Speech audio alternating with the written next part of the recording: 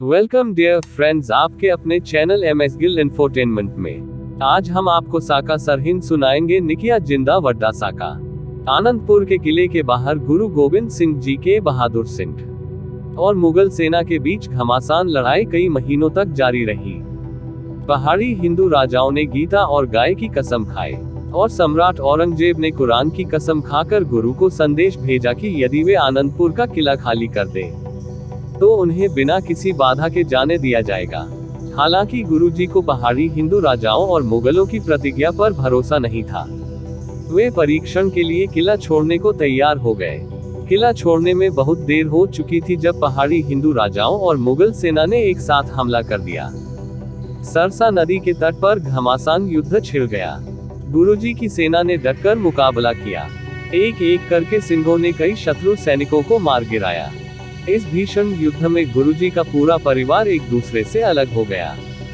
बाबा जोरावर सिंह और बाबा फतेह सिंह जी छोटे बेटे उनकी दादी गुजरी जी के साथ गए।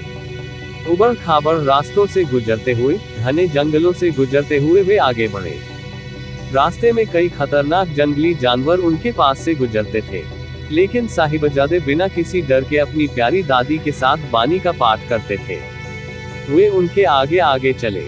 दादी अपने पोते पोतियों को गले लगाते हुए चलती। बड़े बेटे बाबा अजीत सिंह जी और बाबा जुझार सिंह जी अपने पिता साहिब श्री गुरु गोविंद सिंह जी के साथ सरसा नदी पार करके रात भर रोपड़ में रुके और सुबह सुबह चमकौर साहिब के किले में पहुंचे। काफी देर के बाद माता गुजरी जी दोनों साहिबजादों के साथ कम्मो मशकी की झुग्गी में पहुंची। माता के दर्शन होते ही वह बाहर आया और हाथ जोड़कर विनती की, मेरे धन्य भाग, आप मेरी साधारण कुटिया में विश्राम करो। कम्मो सेवक की भक्ति देखकर माँ बहुत प्रसन्न हुई। अंधेरा होने लगा था, इसलिए माँ ने सोचा कि उस रात कम्मो की झुग्गी में रुकना बेहतर होगा। लक्ष्मी नामक महिला ने माताजी और साहिबजादे की बहुत सेवा की। दूसरे दिन गुरुजी के लंगर का सेवक गंगू ब्राह्मण समाचार सुनकर उनके पास आया। माता गुजरी जी से हाथ जोड़कर विनती करने लगा, माता जी, आप मेरे गांव में जाकर रहे, वहां आपको किसी प्रकार का भय नहीं रहेगा। तुम्हारे बारे में किसी को पता भी नहीं चलेगा।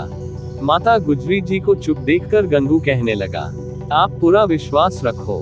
जो थोड़ा सा सामान था उसको खच्चर पर लाद कर गंगू के साथ माता जी गंगू के गांव की ओर चल दी। दोनों साहिबजादे साथ साथ पैदल चले। कभी कभी दोनों साहिबजादे अपने गुरु पिता और भाइयों साहिबजादा अजीत सिंह जी और जुझार सिंह जी के बारे में भी पूछते थे। बूढ़ी माँ ने अपने पोते पोतियों को सांत्वना दी। यात्रा करते करते शाम हो गई। खीरी गांव पहुंचे और गंगू के घर रुके। माँ ने अपने साथ लाया हुआ कुछ सामान विश्राम कक्ष में रख दिया। दोनों साहिबजादों के कपड़े बदलवाए गए और शामियाना बिस्तर ठीक किया गया था। दादी और पोतरों ने मिलकर रहरास साहिब का पाठ किया।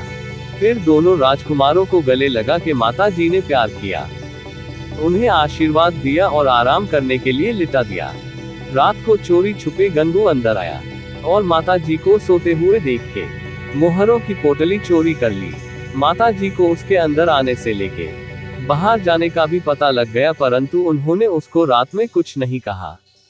सुबह में माता जी ने गंगू को अंदर बुलाया और उसे समझाने लगी, भले लोग, इस तरह चोरी करना ठीक नहीं है। तुम सभी मोहरे रख लो। तुमसे किसने वापस दो किसी ने नहीं कहा। ये सुनकर गंगू गुस्से से बोला, अंधेर गर्दी है माई, मैंने तुम्हें आश्रय दिया है, उल्टा आप मुझ पर चोरी का आरोप लगा रहे हैं। माता जी ने उसे समझाने की कोशिश की, लेकिन वह बोलकर घर से चला गया। गंगू सीधे मुरिंदे के कोतवाल के पास गया।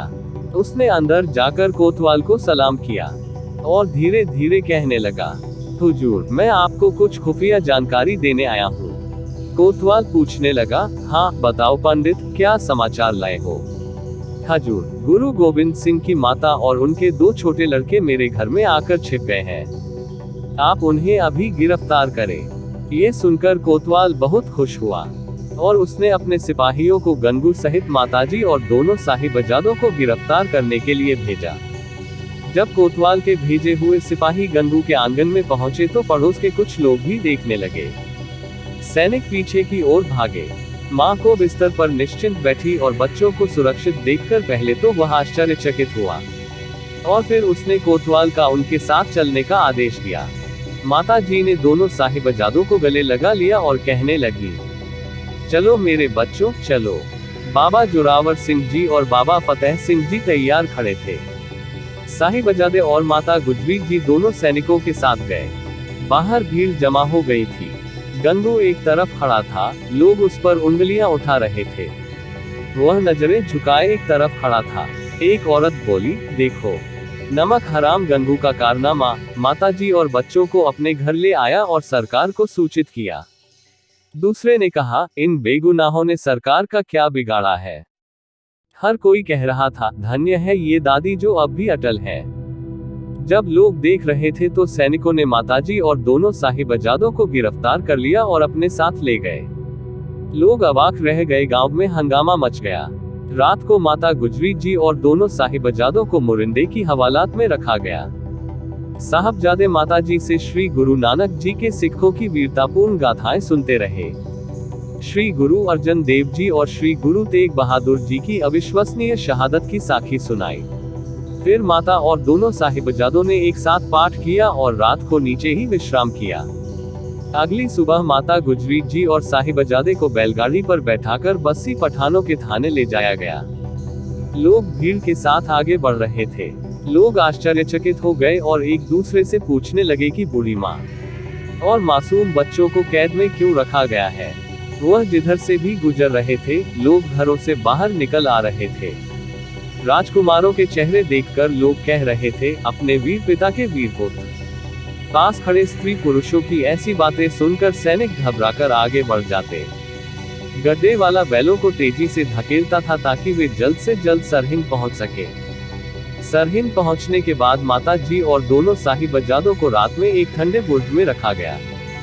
भाई मोती नाम के एक महरे सिख ने अपनी जान जोखिम में डालकर ठंडे बुर्ज में माता और साहिबजादों को दूध पिलाया।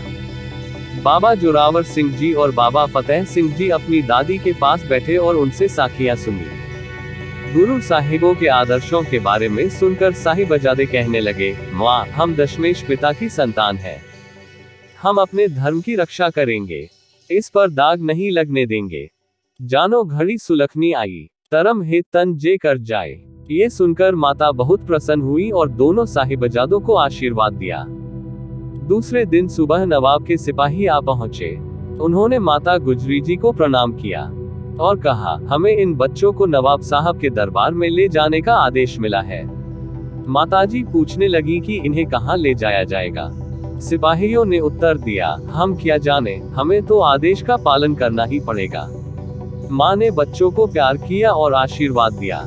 दोनों साहिबजादों ने अपनी दादी के सामने सिर झुकाया और सैनिकों के साथ जाने के लिए तैयार हो गए। आगे का नवाब के दरबार में क्या हुआ, पूरी ऐतिहासिक घटना हम आपको अगले भाग में कल सुनाएंगे। तो बने रहिए हमारे साथ। वाहेगुरु जी दा खालसा, श्री वाहेगुरु जी दी फतेह।